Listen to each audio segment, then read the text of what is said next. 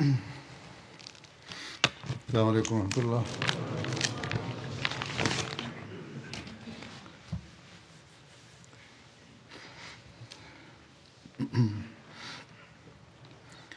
أشهد أن لا إله إلا الله وحده لا شريك له وأشهد أن محمدا عبده ورسوله أما بعد فأعوذ بالله من الشيطان الرجيم بسم الله الرحمن الرحيم الحمد لله رب العالمين الرحمن الرحيم مالك يوم الدين إياك نعبد وإياك نستعين اهدنا الصراط المستقيم صراط الذين أنعمت عليهم غير المغضوب عليهم ولا الضالين. وإذا سألك عبادي عني فإني قريب أجيب دعوة الداع إذا دعاني فليستجيبوا لي وليؤمنوا بي لعلهم يرشدون.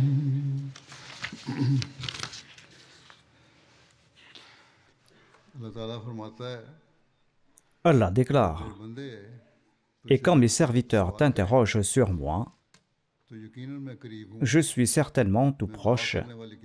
Je réponds à l'appel de celui qui m'invoque quand il m'invoque. Qu'ils répondent donc à mon appel et qu'ils croient en moi, afin qu'ils soient bien guidés.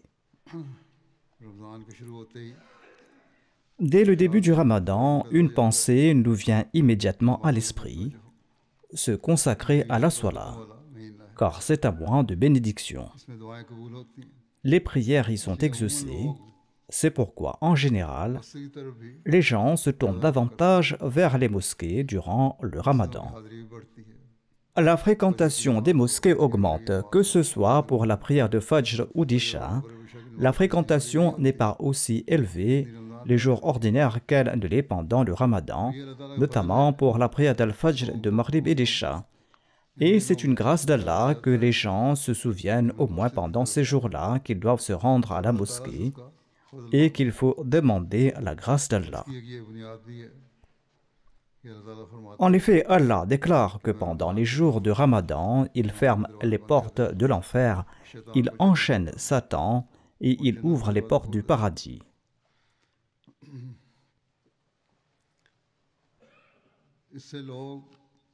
De cela, les gens pensent à tort que c'est peut-être seulement pendant le Ramadan qu'il est nécessaire de rendre culte à Dieu et que les prières et les invocations faites pendant le Ramadan seront les seules à pourvoir à notre pardon. Même les chaînes islamiques non ahmadi et les chaînes de différents pays répètent sans cesse ce hadith. Pourtant, c'est une pensée erronée.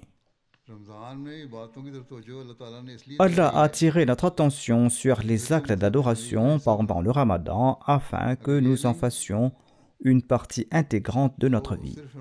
Si ce n'est pas le cas, les seuls ibadah du Ramadan ne serviront à rien.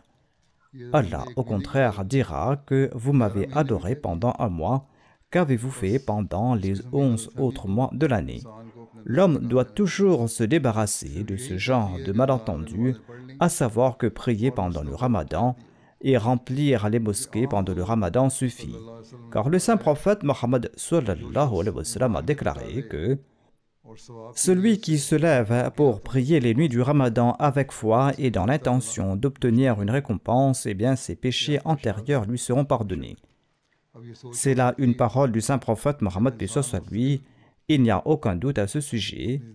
Il est certain qu'une fois que l'homme s'efforce de manière constante à intégrer les bonnes actions dans sa vie et qu'il accorde de l'attention aux prières, eh bien, s'il accorde de l'attention à la prière de Tahajjud et aux prières surérogatoires, alors une attention accrue se manifestera pendant le Ramadan. Ceux qui adorent Dieu de manière constante le font avec cette attitude. Cependant, certaines personnes pensent qu'il suffit de se lever la nuit seulement pendant le Ramadan. L'être humain est faillible. L'homme commet des erreurs. Mais Allah est aussi Rahman et Rahim. Il est aussi immensément clément et miséricordieux. Il est celui qui pardonne. C'est pourquoi il nous a offert cette opportunité. Si des erreurs ont été commises au cours de l'année, prenez maintenant une nouvelle résolution et efforcez-vous de la tenir afin de devenir ceux qui s'acquittent de leur devoir d'adoration à l'avenir, afin que vous soyez ceux qui accomplissent toutes les bonnes actions qu'Allah a ordonnées. Un musulman doit donc se souvenir de ces points en particulier, notamment que l'objectif du jeûne du Ramadan, tel qu'ordonné par Allah, est de susciter en lui la droiture et la guidance. Et la droiture, le rushd, ne se manifeste pas uniquement pour un mois, mais est censé être un processus continu. C'est ce qu'Allah nous dit. Il ramène sans cesse le Ramadan afin de nous rappeler et d'exprimer sa miséricorde, afin que l'homme égaré et oublieux se souvienne à nouveau de ses devoirs.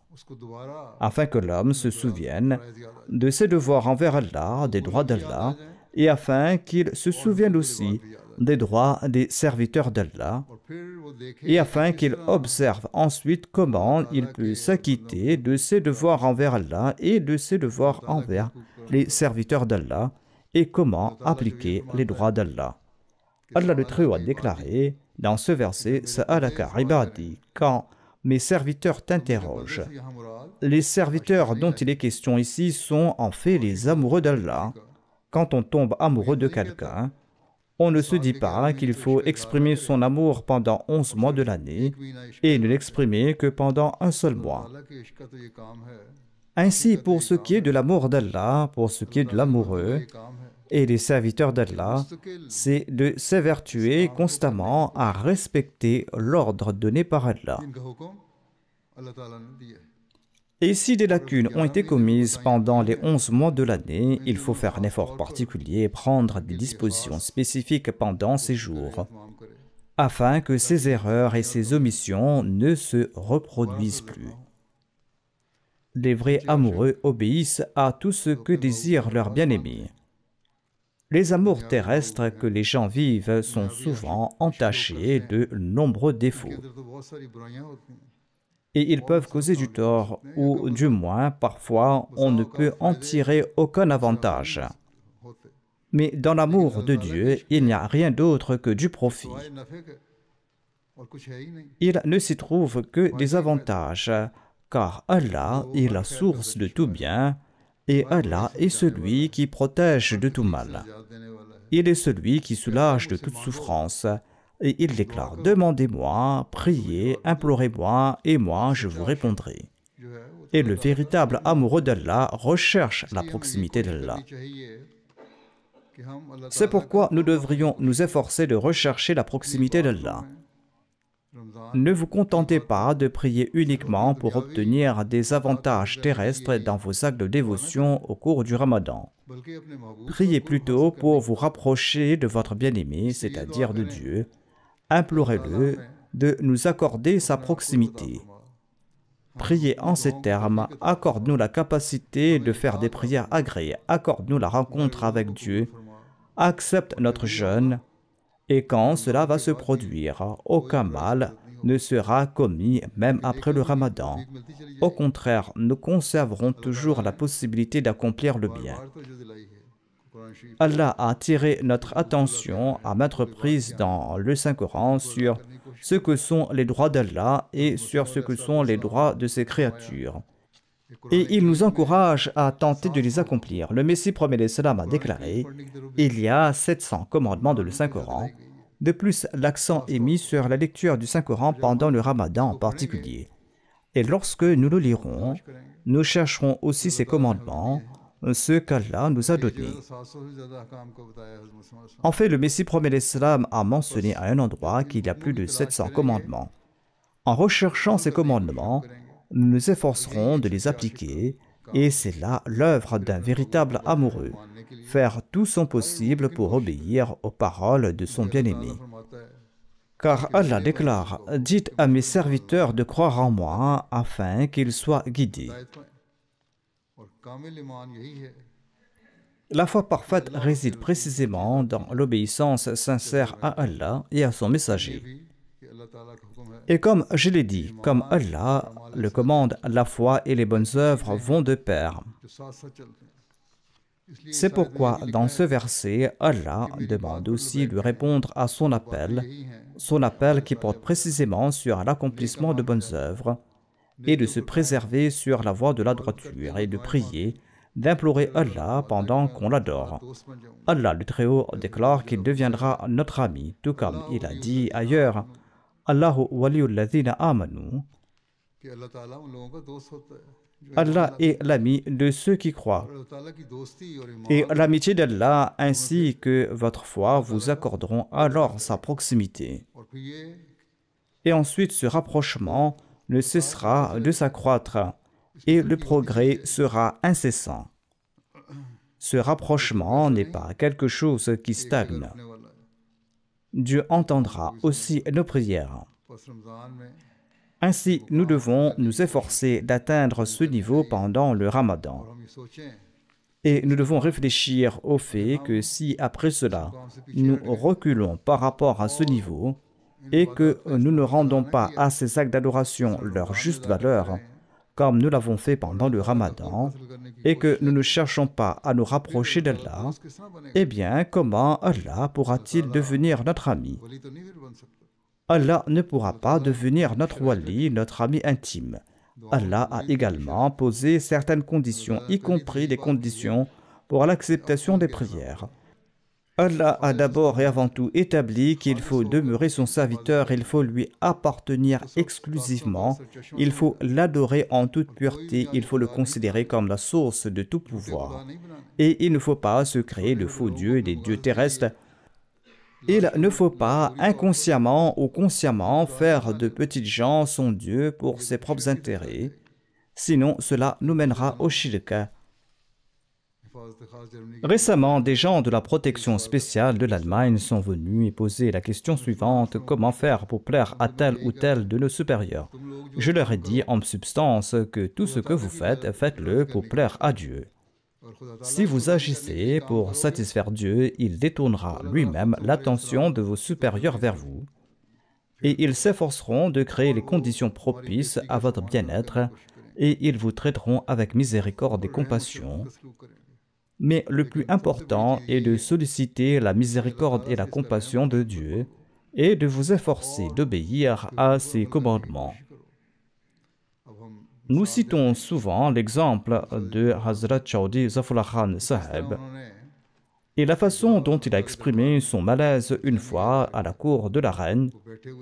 Il était assis et a commencé à regarder sa montre à plusieurs reprises. Quand les officiers ont demandé quelle était la raison, il a répondu que c'était l'heure de sa prière. L'heure de la prière approche et c'est un commandement d'Allah auquel je dois me conformer absolument. C'est pourquoi je suis inquiet d'être en retard et de ne pouvoir prier à temps. Et ils ont pris les dispositions pour qu'il prie. Ceci est le courage, ceci est l'exigence de la foi qui doit être présente chez chaque Ahmadi. Nous donnons des exemples, mais nous devons aussi les adopter. Ensuite, le saint prophète, paix soit lui, nous a prodigué d'innombrables conseils pour nous inciter à la vertu. Il existe d'innombrables hadiths. Le Messie premier l'Islam, à cette époque, en étant un serviteur véridique du saint prophète, paix soit lui, il a rempli son devoir à cet égard et il nous a incités à la vertu. Dans ces conditions de la Bayra, la plupart de ces conditions insistent sur l'importance d'accorder de l'attention aux droits d'Allah et aux droits de l'humanité. Ce sont donc ces points auxquels nous devons prêter attention et lorsque nous le ferons, Allah le Très-Haut deviendra notre protecteur, notre wali, il deviendra notre ami. Il écoutera nos prières. Le saint prophète Mohammed paix soit lui a déclaré qu'Allah écoute les prières de ceux qui ne font pas preuve d'impatience. Les gens qui ne disent pas « j'ai tellement prié, mais Allah n'écoute pas ». C'est de la mécréance et ce sont des paroles qui éloignent de la foi. Un croyant doit toujours s'en préserver. Voilà les actions auxquelles il faut porter attention. Certaines personnes m'écrivent également et disent qu'elles ont beaucoup prié. Premièrement, il faut déclarer que ces gens n'ont pas prié pour se rapprocher d'Allah, mais ils ont prié pour leur propre objectif terrestre. Et ces gens ont commencé à prier lorsqu'ils ont subi des problèmes en ce monde.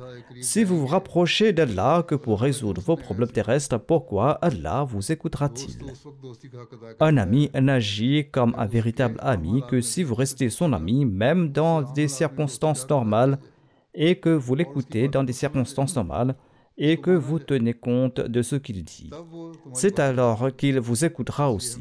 Par conséquent, il faut toujours se rappeler que nous ne devons pas aller vers Allah uniquement pour nos propres objectifs et pour nos affaires terrestres, mais plutôt chercher à nous rapprocher de lui. Et quand nous ferons cela, Inch'Allah, Allah acceptera nos prières et écoutera nos prières. Et il va répondre à nos supplications, car il a lui-même déclaré qu'il répond à ses serviteurs. Le Messie premier d'Islam explique que c'est comme une relation entre deux amis. Parfois, un ami accepte la vie de son ami, et parfois, il le convainc d'accepter le sien. De même, c'est ainsi que Dieu agit. Mais apparemment, lorsqu'il rejette la prière d'un croyant, c'est aussi en réalité pour son propre bien. Ceci est le sens des paroles du Messie premier d'Islam. D'aucuns diront que j'ai beaucoup prié. Premièrement, cette personne a prié seulement pour des objectifs matériels. Cette personne n'a pas fait des prières pour la cause de la religion, pour son amélioration, pour progresser dans la spiritualité, dans la religion, ou pour se rapprocher de Dieu. Et si les prières d'un croyant ne sont pas exaucées, eh bien c'est une question d'amitié, explique le Messie premier d'Islam. Parfois Dieu accepte ses prières, parfois non. Et même dans ce cas, lorsqu'il n'accepte pas, eh bien Allah pourvoit au bien-être de son ami. Il n'accepte pas certaines suppliques, mais en échange, il le récompense par d'autres moyens. Le Messie premier d'Islam déclare à un endroit en substance: quand mes serviteurs t'interrogent sur moi, c'est-à-dire sur la preuve de l'existence de Dieu, eh bien la réponse est que je suis très proche. Il n'est pas besoin d'arguments complexes. Mon existence peut être comprise par la manière la plus simple. Une preuve de mon existence émerge avec la plus grande facilité. Il a déclaré: la preuve est que lorsque quelqu'un m'invoque, je l'entends, et par mon inspiration, je lui annonce le succès, ce qui non seulement confirme la certitude de mon existence, mais le conduit également à une certitude inébranlable quant à mon pouvoir. Et lorsqu'Allah entend, eh bien, il répond à la prière. Notre revue The Review of Religions organise une rencontre appelée God Summit depuis plusieurs années. Ils l'ont fait à différents moments, ils l'ont organisé cette année et les gens y partagent des récits de l'exaucement de leur prière. Les gens racontent des histoires et des anecdotes, notamment comment Allah a entendu leurs prières et comment l'acceptation de ces prières a renforcé leur foi en l'existence d'Allah. Mais il y a une condition. Le Messie premier d'Islam explique que les gens doivent cultiver un état de taqwa et de crainte de Dieu afin que Dieu écoute leur voix. Allah déclare: développez cet état de taqwa, développez la crainte de Dieu, et c'est là que j'écouterai vos prières. Mais je ne les écouterai pas simplement comme ça, il faut maintenant créer cet état de taqwa et de crainte de Dieu pour faire entendre sa voix à Allah, l'exalter. Ensuite, Allah, l'exalté, déclare: il faut qu'il croie en moi. Le Messie premier d'Islam déclare et il explique ce verset. Avant qu'ils n'atteignent une connaissance parfaite, ils doivent affirmer que Dieu existe et que Dieu possède tous les pouvoirs et toutes les capacités. क्योंकि जो शख्स ईमान लाता है Car celui qui croit reçoit la connaissance. ये भी अल्लाह ताला ने फरमाया है Allah déclare dans ce verset فَلْيَسْتَجِيبُوا لِي وَلْيُؤْمِنُوا بِي कि वो मेरी qu'ils बात répondent à mon appel et qu'ils croient en moi. मान लाएं Le Messie premier d'Islam explique que Dieu affirme ceci à propos de ses serviteurs, ceux qui sont de vrais croyants, de vrais serviteurs de Dieu, qui parfois, comme je l'ai dit, sombrent aussi dans des états de faiblesse. Sur ce, les croyants renforcent leur foi et ils se rapprochent d'Allah le Très-Haut. जैसा कि मैंने Et une fois cet état atteint, Allah, qui détient tous les pouvoirs, renforcera la foi du croyant quand il verra que son serviteur s'efforce de se rapprocher de lui. तो अल्लाह ताला ही Et ainsi, il fera progresser la foi de son serviteur. उस पर ईमान Le Messie premier d'Islam explique. तरक्की भी होती चली Allah lui accordera la connaissance spirituelle, c'est-à-dire l'idfan, et c'est alors qu'il sera dans un état où Allah écoutera ses prières et Allah reconnaîtra également la réalité d'Allah. Ou si Allah n'écoute pas une prière, il accordera au cœur une telle consolation que l'on ne pensera pas qu'Allah le Très-Haut n'a pas entendu la prière. इंसान को ये ख्याल नहीं आएगा Le croyant comprendra qu'Allah répond à ses besoins d'une autre manière. कोई ख्याल आएगा कि अल्लाह ताला के Le Messie premier d'Islam explique que la véritable piété, la véritable taqwa consiste à accomplir à la fois les droits d'Allah et les droits de ses serviteurs. अल्लाह ताला C'est cela la crainte de Dieu. और अल्लाह ताला Allah déclare qu'il exaucera nos prières en ce cas. ये खुदा तरसी है तो फिर अल्लाह ताला Et l'homme doit continuer à progresser dans la foi et dans la certitude. ईमान और यकीन में फिर इंसान को बढ़ते Une connaissance spirituelle commencera à naître et à s'épanouir, grandissant sans cesse en profondeur et en illumination. मार्फत La Marifat Dharma, la gnose parfaite, continuera à naître et à progresser, dit le Messie premier d'Islam. Et dans le Saint-Coran, il est dit Yu'minuna bil ghaib, c'est-à-dire ceux qui croient à l'invisible. Le Messie premier d'Islam en présente une explication d'une grande subtilité. Il explique Ghaib, l'invisible, et aussi un nom de Dieu. फरमाया कि हर दुआ से पहले Avant toute prière, il faut être convaincu que Dieu existe et qu'il possède des attributs infinis. Dieu détient tous les pouvoirs et toutes les forces. Lorsque vous vous tournerez vers Allah le Très-Haut avec cette conviction, vous allez vous incliner devant lui quand vous allez lui adresser vos prières. Eh bien, vous aurez une reconnaissance complète de la personne de Dieu, vous allez obtenir l'irfan à la gnose et vous allez également voir les signes de l'acceptation de vos prières. Beaucoup de gens en font le constat et l'expérience. Comme je l'ai dit, certaines personnes ont également rapporté ces événements lors du God Summit et cela renforce leur foi. Il ne suffit pas de dire avec la bouche que nous avons une foi et une confiance complète en la personne d'Allah, tout en ne respectant pas les commandements de Dieu. Certains accomplissent les prières que pendant le Ramadan, année après année. Les mosquées sont fréquentées ces jours-ci, mais elles doivent toujours rester animées tout au long de l'année. Par la grâce d'Allah, les Ahmadis accordent beaucoup d'attention au salat, mais là où il y a encore des faiblesses, chacun doit être conscient de ses propres manquements. Et il faudra également veiller à faire de ce Ramadan un mois qui élève le niveau de nos actes de dévotion, un Ramadan qui va nous rapprocher de Dieu, afin que nous soyons des sincères serviteurs d'Allah et afin que nous obéissions à ses commandements. En conséquence, Allah acceptera aussi nos prières. Ainsi donc, en ce Ramadan, nous devons prendre l'engagement de revivifier nos actes d'adoration. Et nous devons ensuite prier afin qu'Allah nous donne la capacité de tenir cet engagement. Et ensuite, avec un effort intense, nous devons aussi user de toutes nos capacités pour atteindre cet objectif.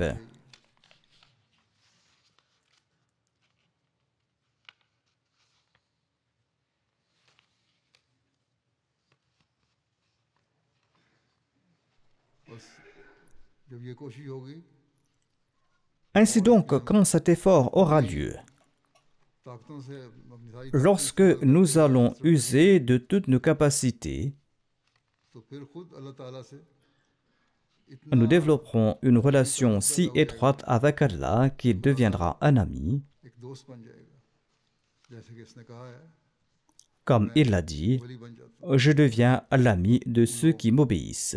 जो मेरी बातें मानते हैं। एक रिवायत में है आता है Ibn Omar radhiyallahu anhu a relaté que le saint prophète Mohammed sallallahu alayhi wa sallam a déclaré: कि तुम में les portes de la miséricorde lui sont ouvertes pour celui d'entre vous à qui la porte de la prière s'est ouverte. अल्लाह ताला से जो चीज मांगी जाती Et parmi les requêtes faites à Allah, है la plus aimée est de lui implorer sa protection, c'est-à-dire l'afia. L'envoyé d'Allah sallallahu alayhi wa sallam a déclaré: la supplication est bénéfique contre l'épreuve qui est déjà arrivée et contre celle qui est à venir. और ए अल्लाह के बंदे Aux serviteurs d'Allah, il est impératif pour vous de supplier Dieu. अब सिर्फ रमजान के दिनों में Or, les calamités et les difficultés ne surviennent pas seulement pendant le Ramadan, elles surviennent à différents moments. अल्लाह ताला फरमाता Allah l'exalté a déclaré: ne faites pas des supplications uniquement pendant ces jours ou uniquement lorsque vous avez besoin d'éloigner ces épreuves. है उस वक्त दुआएं ना करो Au contraire, l'envoyé d'Allah sallallahu alayhi wa sallam a déclaré: la supplication aide également à se protéger des difficultés qui ne sont pas encore arrivées, mais qui pourraient survenir à tout moment. आ सकती हैं C'est pourquoi il faudra persévérer dans la prière.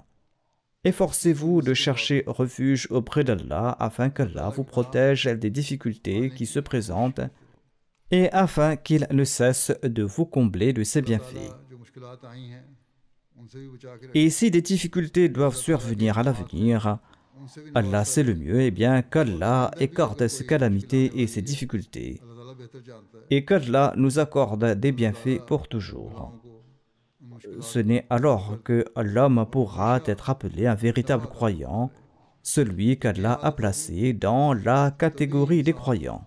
वो हकीकी मोमिन Lorsque vous demanderez à Allah dans vos prières de vous guider sur les voies de la vertu, eh bien le saint prophète Mohammed sallallahu alayhi wa sallam a dit que vous disposerez des moyens de vous protéger des épreuves passées et de vous préserver des épreuves à venir. से भी हिफाजत में आने Ainsi, pour ouvrir ces portes de la miséricorde, nous devons constamment apporter ce changement de nos vies afin que notre relation avec Dieu soit maintenue et afin que dans la joie, dans la tristesse, dans la facilité comme dans la difficulté, nous ne cherchions constamment que les faveurs d'Allah. तलब करते रहें हज़रत Huraira Abu Huraira radhiyallahu anhu rapporte un récit selon lequel le saint prophète Mohammed sallallahu alayhi wa sallam a déclaré: करीबी आसमान तक नज़ूल notre Seigneur descend chaque nuit jusqu'au ciel le plus proche quand il reste le tiers de la nuit.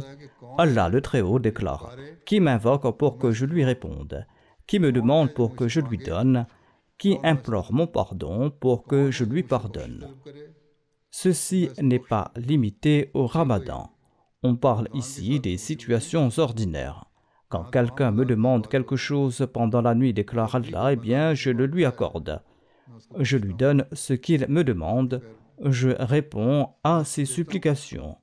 Durant le Ramadan, Allah crée une opportunité où l'attention de tous est tournée vers les actes d'adoration. के सारों की तो जो Et c'est pourquoi, si vous y accordez de l'attention pendant ces jours-ci, vous prendrez l'habitude de ces bonnes actions. और जब आदत पड़ जाएगी Et une fois que vous aurez pris cette habitude pendant un mois, eh bien, vous allez devoir tenter de l'intégrer de façon permanente dans votre vie. हज़रत सल्लल्लाहु अलैहि वसल्लम ने फरमाया Un récit rapporte que le saint prophète Mohammed lui a déclaré: quiconque souhaite qu'Allah accepte ses prières pendant des périodes de difficulté doit multiplier ses invocations en période d'aisance et de confort. Comme mentionné précédemment, il est essentiel de se souvenir de ces points concernant les hadiths. Notre lien avec Allah doit être constant. ना कि हम Nous ne devons pas nous tourner vers lui uniquement dans les moments de difficulté, de souffrance et de tristesse et le supplier. Bien au contraire, pour se faire de véritables amis, nous devons faire des efforts en ce sens.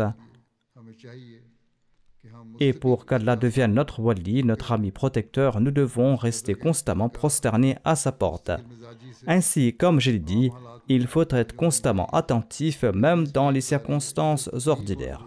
Ce hadith nous enseigne aussi que nous ne devons pas invoquer Allah uniquement en cas de souffrance ou de besoin, mais à tout moment. Un autre récit rapporte également ceci. Le saint prophète, paix soit lui, déclare « Allah déclare que je traite mon serviteur selon l'idée qu'il se fait de moi.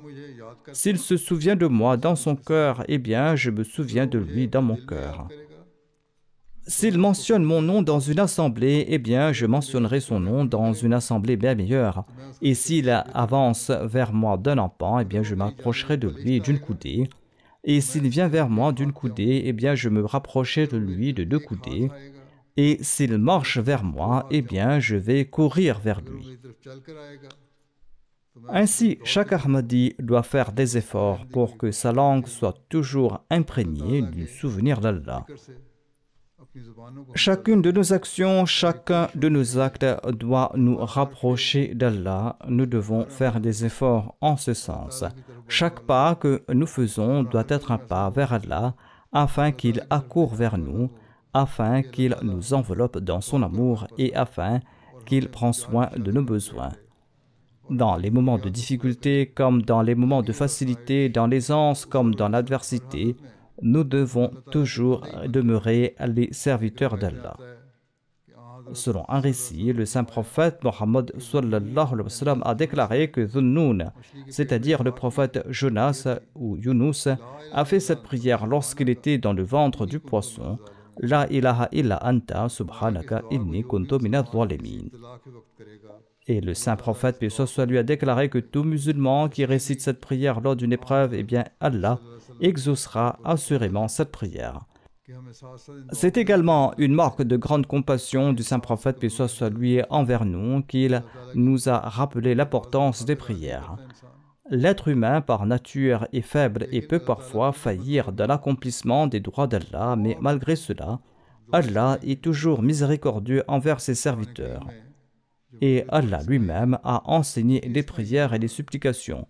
Pourquoi est-ce qu'il nous a enseigné ces différentes prières dans le Saint-Coran? Pourquoi a-t-il mentionné ces prières en lien avec celles des prophètes? Allah nous a enseigné ces prières afin que nous les récitions, nous aussi. Étant donné qu'il s'agit de prières enseignées directement par Allah, il les acceptera certainement. Mais la condition essentielle reste le même. Nous devons d'abord remplir notre devoir envers Allah. C'est pourquoi Allah a ordonné « Falyastajibu li »,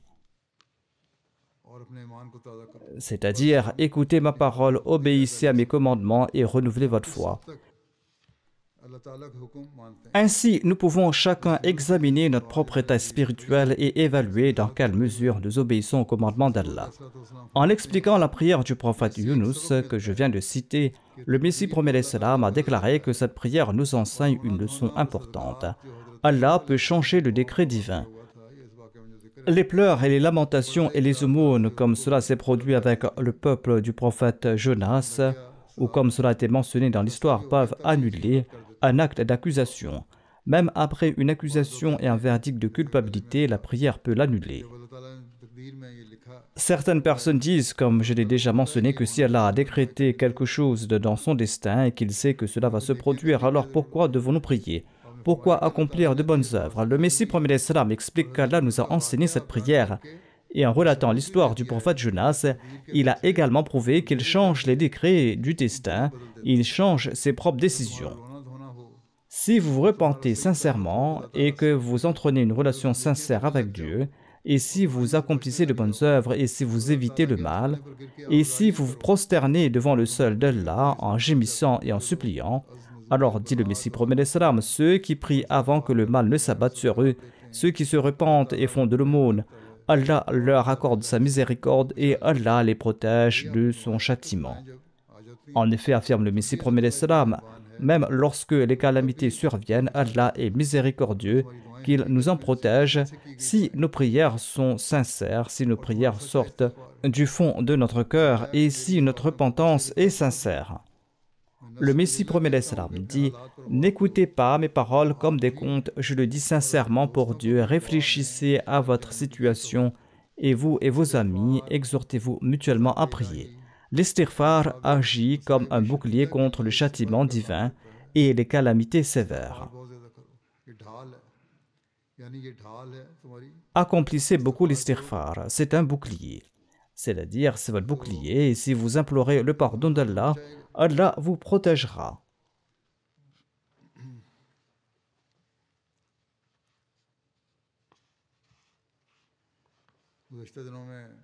Ces derniers jours, j'ai également lancé un appel à la prière et dans cet appel, j'ai attiré l'attention sur l'importance de l'imploration du pardon de Dieu. Le Messie promet l'Islam explique que l'istighfar est un bouclier. Il dit que dans le Saint-Coran, Allah déclare « وَمَا كَانَ اللَّهُ مُعَذِّبَهُمْ وَهُمْ يَسْتَغْفِرُونَ » Allah a déclaré pourquoi Allah vous infligera-t-il un châtiment si vous implorez son pardon. Allah ne châtie pas ceux qui implorent son pardon. Allah ne châtie pas celui qui accomplit l'istighfar véritable. C'est pourquoi, si vous souhaitez être protégé du châtiment de Dieu, alors récitez l'istighfar abondamment. Allah affirme qu'il ne châtie pas lorsque on implore son pardon. Le Messie promet l'Islam explique cela. Il déclare « Si vous voulez vous préserver de ce châtiment divin, eh bien implorez fréquemment le pardon de Dieu. » Dans un récit, le saint prophète Mohammed a déclaré « Allah est très pudique, il est très généreux, il est très magnanime. Quand un serviteur lève ses deux mains vers lui, il a honte de les renvoyer vides et infructueuses. Autrement dit, il n'écarte pas une prière sincère sortant du fond du cœur, mais il l'accepte. Ainsi, nous devons formuler les prières que nous adressons à Allah avec un cœur sincère. Implorons le pardon de Dieu pour nos péchés et pour nos erreurs passées, et demandons à Allah la capacité de rester ferme dans nos bonnes œuvres pour l'avenir, et efforçons-nous ensuite de nous y tenir. Efforçons-nous également de le faire pendant le Ramadan. Nous devons prier en ce sens. Et après le Ramadan, nous devons faire des efforts en ce sens. Et nous allons voir comment Allah se précipite vers nous et comment Allah nous accueille dans ses bras. Le Messie promet l'Islam déclare de même que les livres de Dieu distinguent les bons des mauvais et leur assignent des places différentes, de même dans la loi naturelle de Dieu, il existe une différence entre deux types d'individus. Celui qui considère Dieu comme la source de toute grâce et lui demande force et assistance par les prières, tant orales qu'intérieures, et celui qui ne compte que sur ses propres plans, sur ses aides, sur sa force, considérant la prière comme ridicule, voire se tenant dans un état d'indépendance et d'arrogance vis-à-vis la personne de Dieu. Celui qui prie Dieu en des temps de difficulté et d'adversité, et qui lui demande de résoudre ses problèmes à condition qu'il mène la prière à son achèvement. Ceci est la condition, c'est-à-dire pousser la prière à son apogée. Eh bien, la personne qui va agir ainsi va obtenir de Dieu la paix et la joie véritable, lorsque la prière atteint sa plénitude. Et s'il n'obtient pas ce qu'il demande, il reçoit néanmoins une forme de consolation et de sérénité de la part de Dieu. Et il ne sera jamais frustré. De plus, en sus du succès, sa force de foi va se développer et sa certitude va augmenter. Comment obtenir les faveurs d'Allah? Allah a lui-même établi la différence entre le bien et le mal. Celui qui est bon considère Allah comme la source de toute grâce et il considère Allah comme la source de chaque faveur. Il comprend que chaque faveur est obtenue d'Allah et il lui demande la force. Celui-là est assurément un croyant. Un orgueilleux, quant à lui, n'agit pas ainsi. Il pense qu'il peut tout obtenir en utilisant les moyens terrestres. Et quand la situation est telle, Allah saisit inévitablement de telles personnes à un moment ou à un autre. Selon un récit, chaque fois que le saint prophète Mohammed quittait une assemblée, Il priait en ces termes. Le saint prophète Mohammed sallallahu alayhi wa sallam priait en ces termes: Ô mon Dieu, accorde-nous ta crainte qui deviendra une barrière entre nous et les péchés et qui nous empêchera de te désobéir. Accorde-nous un niveau d'obéissance par lequel tu nous feras entrer au paradis et accorde-nous une certitude telle que les épreuves de ce monde deviennent pour nous faciles. Ô Allah, mon Dieu, accorde-nous la capacité de tirer profit de nos oreilles, de nos yeux et de nos forces tout au long de notre vie et fais de nous les héritiers de ce bien. Ô Allah, venge-nous de ceux qui nous oppriment et aide-nous contre ceux qui nous sont hostiles et préserve-nous de toute épreuve religieuse qui puisse survenir de la religion et fais en sorte que ce monde ne soit pas notre plus grande tristesse et notre plus grande préoccupation, ni le summum de notre savoir. C'est-à-dire que notre savoir ne se limite pas uniquement à ce bas monde et que nos soucis et notre tristesse ne soient pas uniquement pour ce bas monde. Le saint prophète Mohammed sallallahu alayhi wa sallam a déclaré: ne nous impose pas quelqu'un qui n'aura pas de compassion pour nous et qui ne se montrera pas clément envers nous. Il faut donc toujours se souvenir de cette prière. C'est une prière remplie de douleur que le saint prophète Mohammed lui a adressée à Allah, et c'est une prière très complète que le saint prophète Mohammed lui nous a offerte. Nous devons donc implorer Allah pour que toutes nos forces, tous nos membres, tous nos yeux, nos oreilles, notre nez, notre langue, notre cerveau, notre cœur, que tout soit profitable et que chacun de nos membres devienne reconnaissant envers Allah et que nous soyons les héritiers de ses faveurs. Et qu'Allah nous protège des oppresseurs. Dans les circonstances actuelles, dans certaines parties du monde, au Pakistan également et dans d'autres endroits, au Bangladesh et ailleurs, dans d'autres pays, en Algérie et ailleurs, en Afrique aussi, il y a des groupes néfastes qui ont pris le contrôle ou des attaques sont menées par certains de ces groupes. Même les États, par peur, acceptent ce que disent ces groupes. Il faut donc prier pour qu'Allah nous protège de ces oppresseurs, qu'Allah se venge d'eux et qu'Allah nous aide contre eux et contre ces personnes qui nous sont hostiles. Et ainsi, lorsque nous allons prier pendant le Ramadan, Allah va créer cette grande révolution. Et lorsque nous allons prier ainsi, qu'il s'agisse du mollah du Pakistan, d'une personne puissante ou d'un chef puissant d'un autre État, quelle que soit la personne dont il s'agit, personne ne pourra nous faire du mal. Et si nous sommes sincères et si nous tournons vers Allah, eh bien Allah viendra à notre aide. Et il accomplira le droit d'un wali et d'un ami. Le Messie premier salam explique: la voie la plus proche pour obtenir la grâce divine est la prière. Les conditions essentielles d'une prière parfaite sont la ferveur et l'agitation et la dévotion. C'est-à-dire, la prière doit être empreinte d'humilité et d'anxiété. Il faut que l'agitation s'installe. Il dit qu'une prière pleine d'humilité, d'agitation et de cœur brisé attire la grâce de Dieu, et étant acceptée, cette prière atteint son objectif. Cependant, la difficulté réside dans le fait que cela ne peut être obtenu sans la grâce de Dieu, et le remède est de continuer à prier même lorsqu'on est frappé d'indifférence et de manque de goût et d'apathie. On ne doit pas se lasser. Qu'on tire du plaisir de la prière ou non, on doit continuer à prier. On doit dire à Allah que je n'ai personne d'autre que toi, je n'irai nulle part ailleurs, je n'ai nulle part où aller. Je ne veux voir personne d'autre, je ne peux pas le faire, et je suis assis ici près de toi, et mon cœur ne trouve la paix que lorsque tu m'accorderas ce que je demande. Le Messie premier salam m'explique: même si c'est avec effort et affectation, continue à prier de cette manière. Et une situation va se présenter où cette affectation et cette contrainte va se transformer avec le temps en une prière véritable. Le Messie premier salam explique: même pour la prière véritable et authentique, la prière est nécessaire. Beaucoup de gens prient et leur cœur s'enlace et il s'écrit que rien ne se passe. Notre conseil est que la bénédiction réside dans cette humilité, dans cette supplication. Il y a des bénédictions dans le fait de tamiser cette terre, car le joyeux recherché en émerge. Le but que l'on souhaite atteindre, la perle que l'on souhaite obtenir en ressort. Ceux qui cherchent à trouver l'or de manière traditionnelle le savent bien. Ils s'assoient au bord des rivières et tamisent la terre avec des cribles. Ils tamisent des kilos, des centaines de kilos de terre et finissent par trouver un peu d'or ou quelques grammes d'or.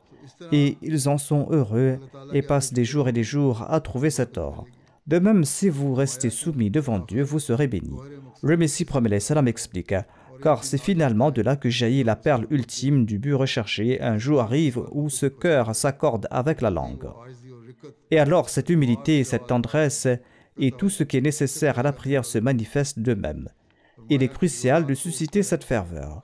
Le Messie promet salam explique que celui qui se lève la nuit, même en cas d'absence d'esprit, même s'il y a manque d'attention et de l'impatience, même si la prière est faite rapidement, si l'on ne cesse d'implorer Allah dans cet état en disant « Mon Seigneur, mon cœur est entièrement entre les mains et sous ton contrôle.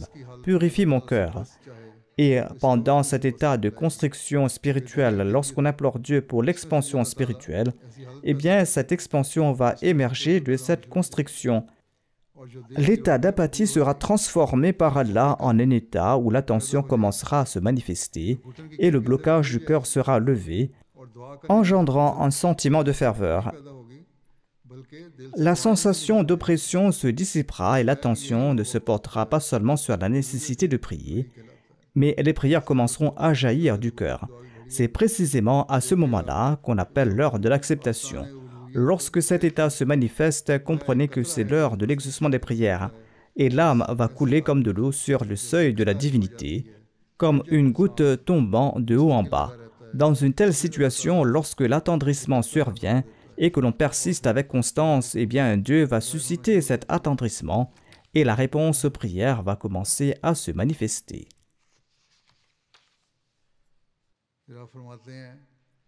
Ensuite, le Messie promet salam explique « Le Dieu vers lequel nous invitons est très généreux et miséricordieux. Il est pudique, véridique, fidèle, compatissant envers les humbles.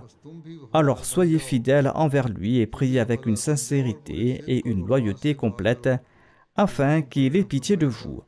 Éloignez-vous du tumulte du monde et ne colorez pas la religion avec les querelles passionnelles.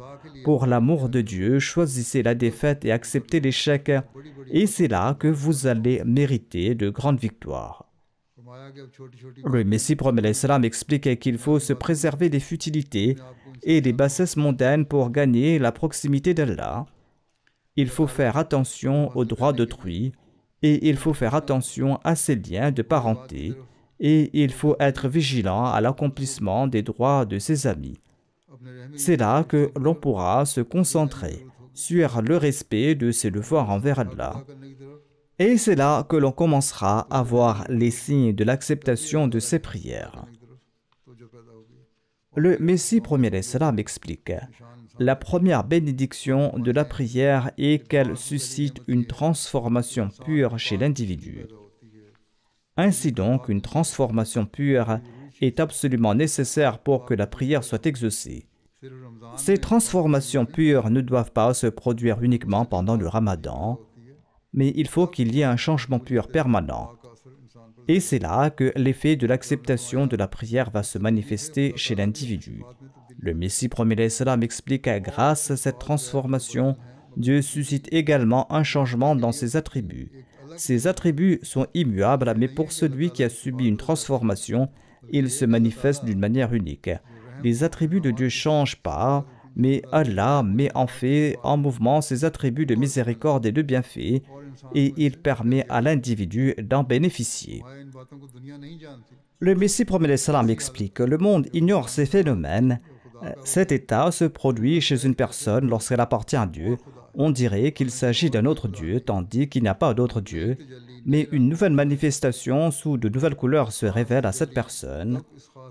Et c'est en raison de cette manifestation nouvelle que Dieu accomplit pour celui qui s'est transformé des choses qu'il n'accomplit pas pour les autres.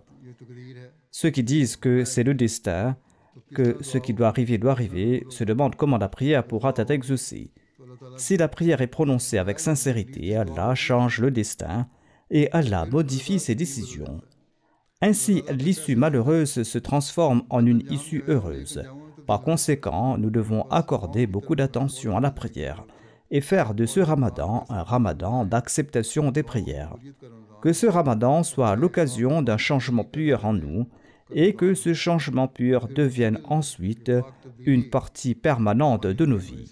Et qu'Allah nous protège de nos ennemis et de tous nos adversaires, et qu'Allah nous délivre de tous les oppresseurs.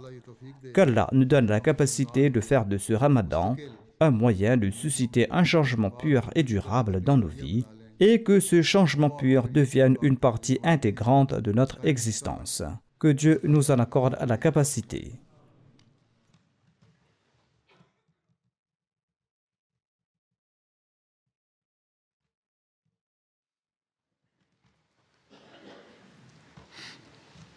Alhamdulillah, nahmaduhu wa nasta'inuhu wa nastaghfiruhu wa nu'minu bihi wa natawakkalu alayhi wa na'udhu billahi min shururi anfusina wa min sayyiati a'malina. Man yahdihillahu fala mudilla lahu ومن يضلل فلا هادي له ونشهد أن لا إله إلا الله ونشهد أن محمدا عبده ورسوله. عباد الله رحمكم الله إن الله يأمر بالعدل والإحسان وإيتاء ذي القربى وينهى عن الفحشاء والمنكر والبغي يعظكم لعلكم تذكرون. اذكروا الله يذكركم وادعوه يستجب لكم ولذكر الله أكبر.